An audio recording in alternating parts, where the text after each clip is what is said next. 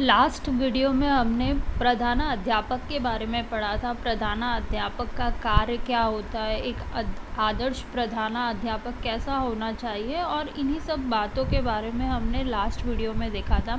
आज हम मानवीय संसाधनों में जो एक मुख्य भूमिका निभाते हैं शिक्षक, उनके बारे में जानेंगे। शिक्षक का कार्य क्या है, एक आदर्श शिक्षक क्या काम करता है, उनका रोल क्या है, उसके बारे में जानने की कोशिश करेंगे। विद्यालय में मानवीय संसाधनों में शिक्षक महत्वपूर्ण मानवीय संसाधन है। अगर मानवीय संसाधनों की बात करें तो टीचर का एक इम्पॉर्टेंट रोल होता है, वो बहुत इम्पॉर्टेंट किरदार निभाता है मानवीय संसाधनों में।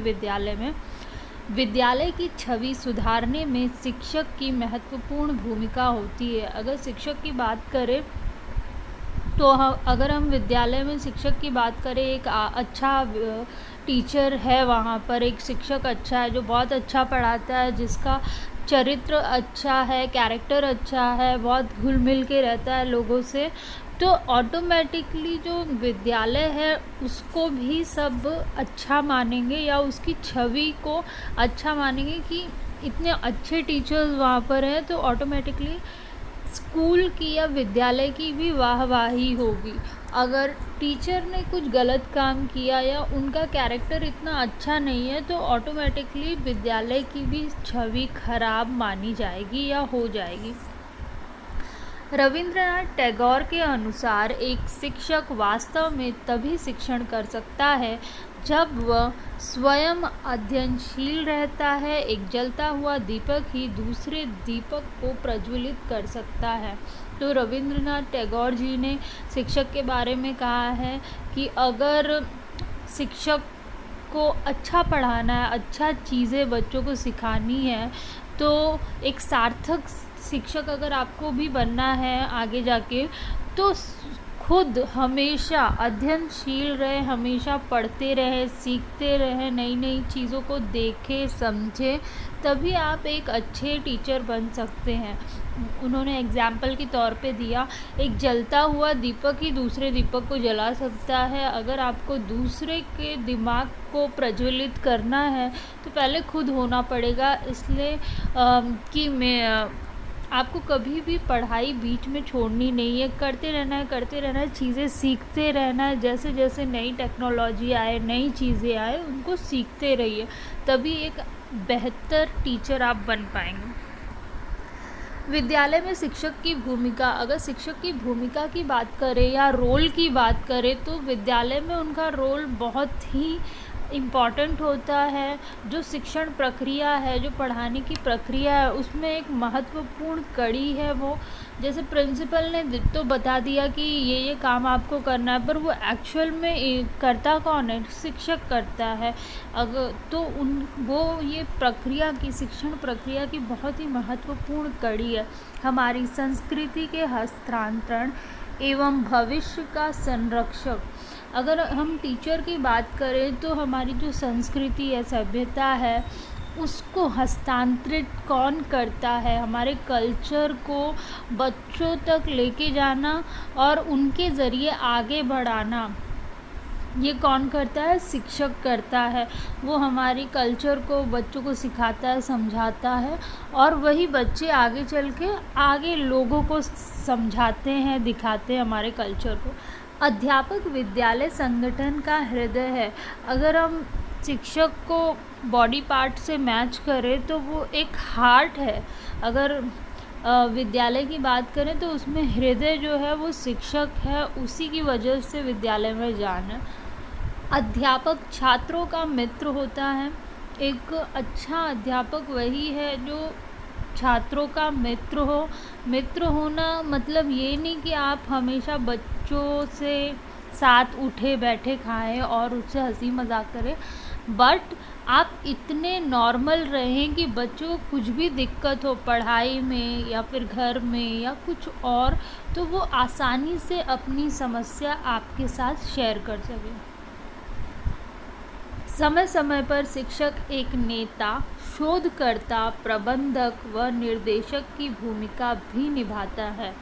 अगर हम बात करें शिक्षक की, तो वो सिर्फ शिक्षण कार्य में इन्वॉल्व नहीं होता, पर कभी बच्चों को गाइड करना है, पर्सनली रिसर्च करता रहता है कि किस बच्चे के ऊपर किस तरह के शिक्षण विधियाँ काम करेंगी। ये बच्चा अलग है तो कभी शोधकर्ता बन जाता है, कभी नेता बन जाता है, कभी प्रबंधक बन जाता है, कभी निर्देशक बन जाता है। तो अलग अलग रोल प्ले करते, अलग अलग भूमिका निभाता है एक शिक्षक विद्यालय में। शिक्षक के गुणों की बात करें तो एक अच्छा शिक्षक या उसमें क्या गुण होने चाहिए। अध्यापक का व्यक्तित्व प्रभावशाली होना चाहिए, जो उसकी पर्सनालिटी है बहुत ही ज़्यादा अट्रैक्टिव और सॉलिड होनी चाहिए। तभी आप बच्चों को अपनी ओर आकर्षित कर सकते। आप जो भी कहेंगे या जो भी चीज़ें सिखाएंगे, बताएंगे, वो बच्चा मानेगा, करेगा, उसे फॉलो करेगा। अध्यापक छात्र प्रेमी होना चाहिए। जो अध्यापक हो वो ऐसा नहीं होना चाहिए जैसे बच्चों से चिढ़ हो और वो बच्चों को देख के मुंह बनाने लगे। अध्यापक को बच्चों से लगाव होना चाहिए, वो बच्चों को समझे, उनकी प्रॉब्लम्स को समझे और उनको जनरली बच्चे पसंद होने चाहिए।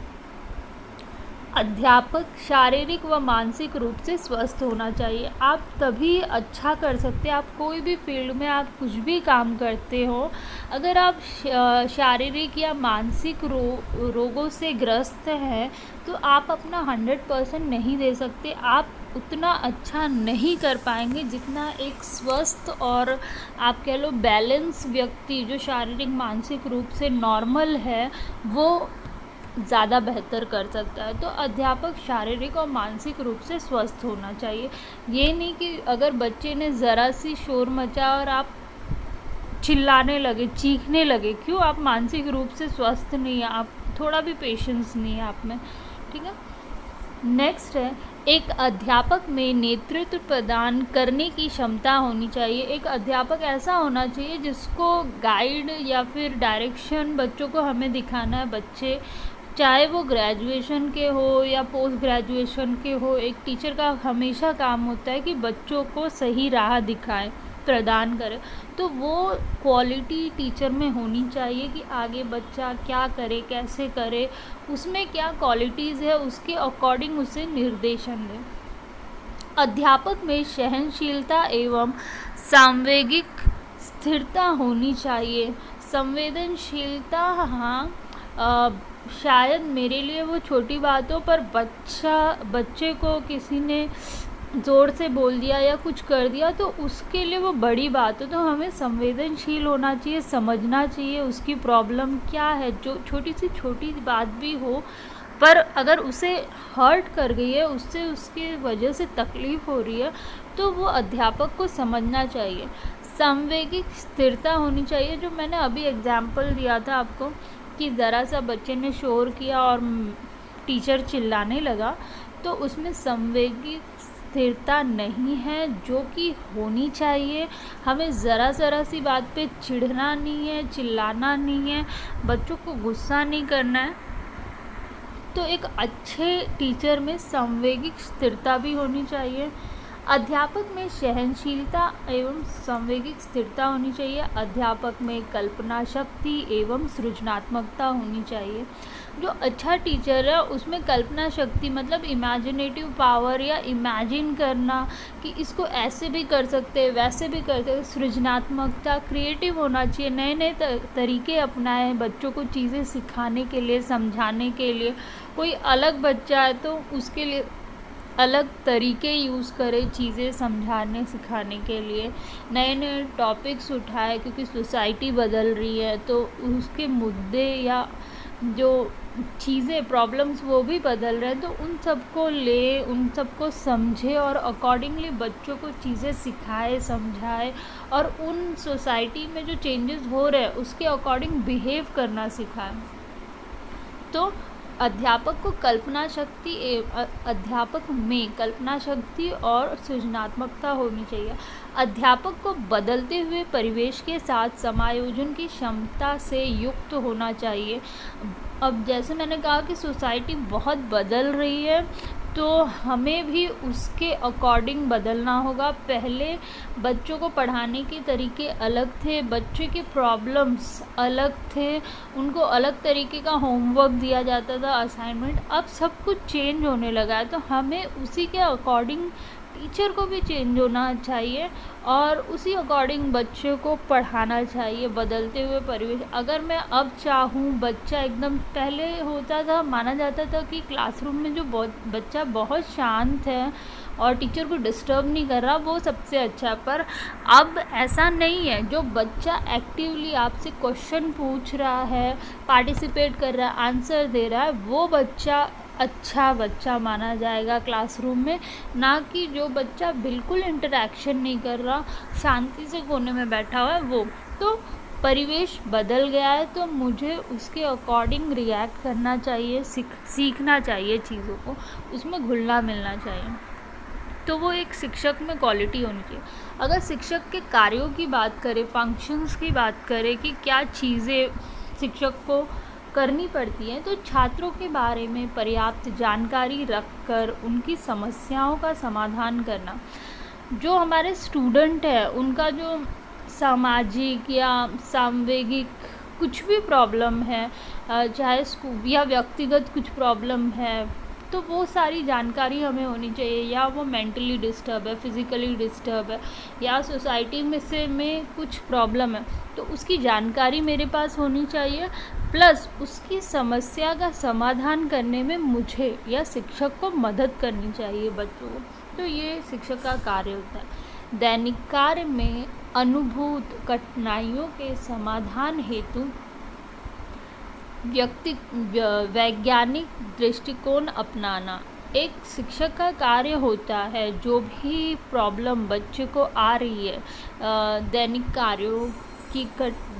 कार्यों को करते समय, डेली लाइफ का जो काम है उसको करते समय अगर बच्चे को प्रॉब्लम आ रही है, तो उसका समाधान हमें वैज्ञानिक दृष्टिकोण से निकालना है और बच्चे को मदद करनी है उन कठिनाइयों को दूर करने के लिए।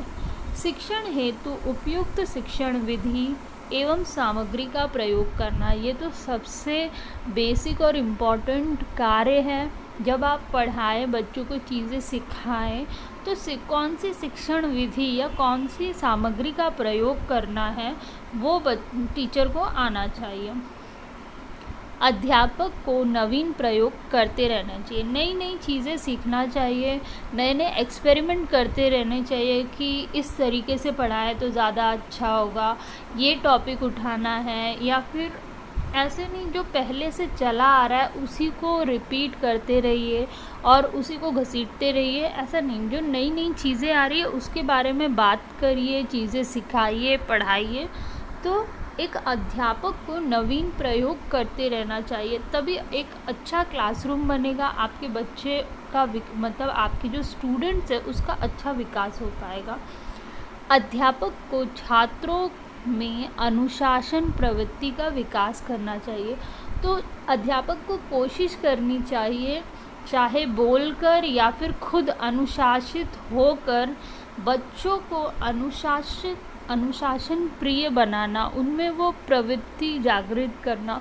बच्चों को ज़्यादा डिसिप्लिन हम तभी कर पाएंगे जब मैं खुद डिसिप्लिन होंगी, बच्चे हमें देखकर सीखेंगे कि हाँ, अगर टीचर क्लासरूम में टाइम पे आ रही है तो मुझे भी आना है, अगर टीचर्स ने कॉपी टाइम पे चेक की है तो मुझे भी टेस्ट देने हैं, होमवर्क असाइनमेंट टाइम पे सबमिट करना है, क्योंकि वो भी करेक्शन टाइम पे कर रहा है। तो अगर बच्चों में अनुशासन हमें डेवलप करना है तो पहले टीचर को वो खुद में डेवलप करना होगा और फिर बच्चों को भी वो फॉलो करने के लिए हमेशा समय समय पे प्रेरित करते रहना है।